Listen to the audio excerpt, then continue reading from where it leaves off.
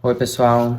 Fiquei um pouquinho afim de falar hoje sobre um assunto que eu coloquei numa publicação faz um tempo, assim. É uma publicação que falava sobre ilusão de ótica, assim, que trazia um pouco essa coisa nossa física, assim, que dá pra perceber bem fisicamente, né, que os nossos olhos, nosso sistema nervoso e tal, ele se engana e a mágica. Eu sou apaixonado por mágica. Tive uma época, assim, né, da adolescência que eu, nossa. Tipo, essa coisa da atenção que não percebe o que está diante dos olhos. Então, fiz uma postagem um pouco sobre isso, conectando com algumas outras.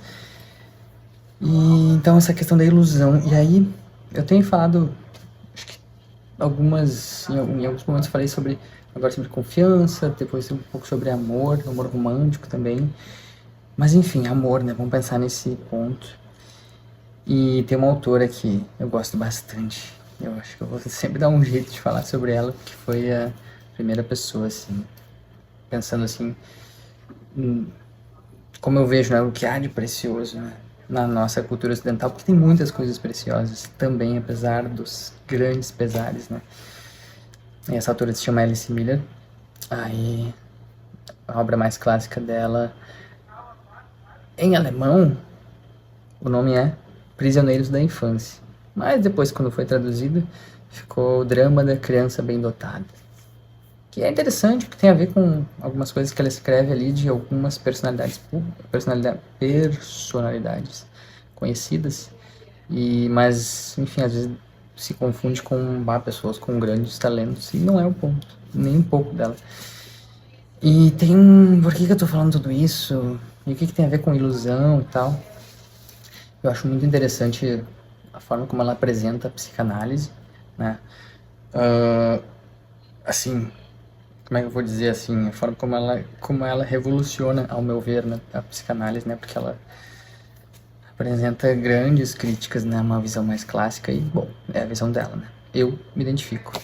Tem muito a ver com o teoria do apego, que é algo que eu prezo bastante. E ela coloca assim que,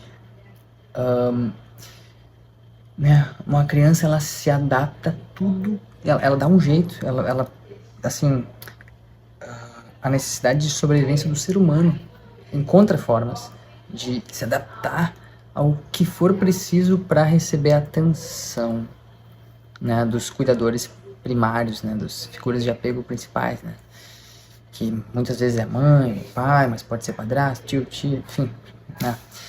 E eu acho bonito, assim, alguma coisa que ela fala, que é assim, a gente não consegue sobreviver sem, ao menos, se iludir que está sendo amado. Amado no sentido de que está recebendo atenção. Está recebendo atenção por aquilo que a gente é, não por aquilo que a gente performa, né? O que não é o caso, muitas vezes, né? A gente recebe atenção e aprovação e validação e pertencimento se a gente se comporta de um jeito e não de outro, se a gente é mais inteligente ou menos, ou faz isso, faz aquilo. E aí tudo que se afasta disso entra na zona do risco do abandono, né? Abandono psicológico, né? Não necessariamente físico, né? Porque é isso, né? Os cuidadores primários podem estar presentes fisicamente, mas bastante ausentes psicologicamente. Então lembrei, sabe? Conectei esses pontos, né? Tava falando sobre ilusão de ótica e outras coisas assim, numa postagem antiga minha. E aí essa coisa do amor, né? A gente, essa busca pelo encontro, essa busca pela atenção, de receber e dar e receber atenção, né? Aí também conecta com o Maturana, que eu citei esses tempos, né? Ele tem a visão dele de amor, né? Amor é um campo de possibilidades de ação, onde o outro é aceito como um outro, legítimo outro, dentro de um espaço de convivência onde a gente está presente.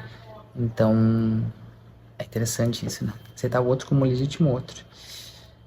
E é isso. A gente não sobrevive sem ao menos nos iludirmos de que estamos sendo aceitos pelo que somos e não pelo que parecemos ser ou fazemos.